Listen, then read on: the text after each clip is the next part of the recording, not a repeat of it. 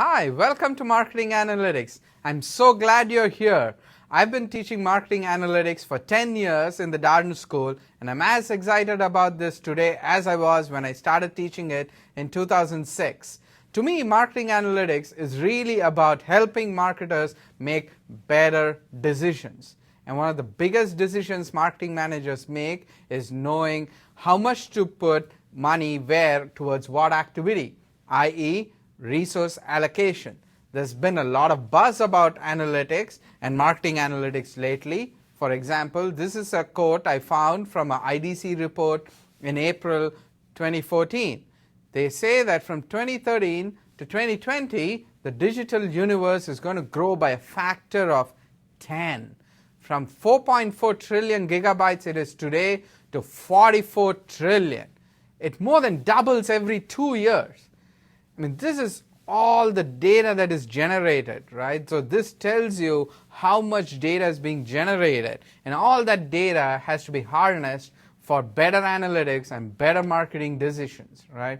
So companies in the top third of their industry in the use of data-driven decision making, something that we are going to learn about, are on average 5% more productive, 6% more profitable than their competitors. And this was from a study published by the Harvard Business Review in 2012. Another quote from McKinsey, right? They showed that a typical marketing budget could be cut by 15 to 20% and still not lose marketing ROI. So they could do the same things at a lower cost and still hold the same profits. And that gives you a savings of about 200 billion. So these are some big effects and big impacts that marketing analytics can have on firm performance. And we're going to learn about that. How can we do that? So a study that was done in 2007, one more, let's look at that, right?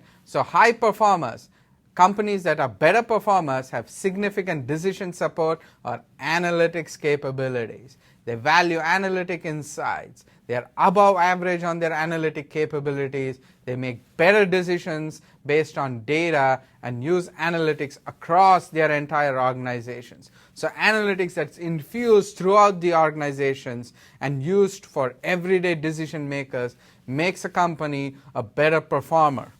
So what is analytics? There are different levels of analytics here.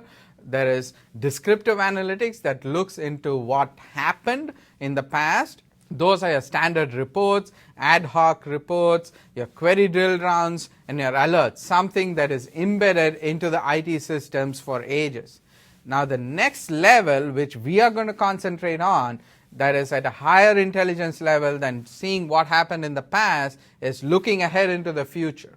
Right? So we're going to look at the data in the past and use all of that data to conduct statistical analysis to understand why something is happening.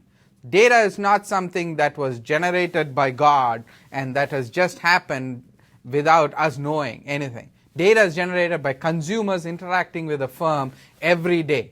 That's how data is generated. And we are looking at that and understanding, putting this back together, understanding how consumers generated this data, right? Why something is happening. Why did consumers buy more products when the price was down or when an ad was placed on TV?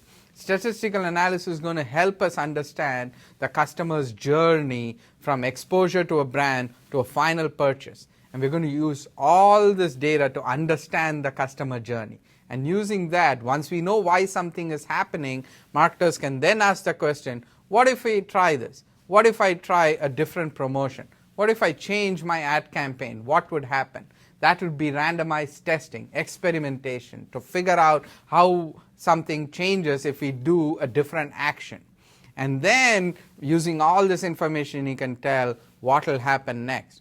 Based on any strategic bets the company makes, what will happen next? And once you know what will happen next, the company can tell what's the best action for me.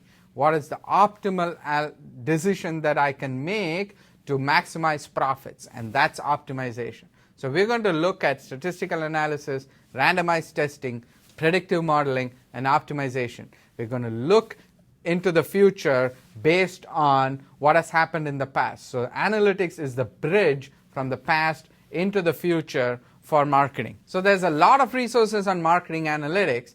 We are going to draw heavily from a book I co-authored with two of my colleagues, Ron Wilcox and Paul Ferris, called Cutting Edge Marketing Analytics. It's based on case studies and technical notes we all have written for the last 10-15 years, and it's really about engaging with practitioners and talking about real decisions and how marketing analytics is applied in the real life. And there's also a website called dmanalytics.org. It has a lot of videos on how to do analysis, and the good part about this website is it was actually built by my students, designed by them. Everything in the website is based on what they came up with, and I really cherish this interaction with my students, and I look forward to that with you as well. So let's get started. Let's learn about marketing analytics.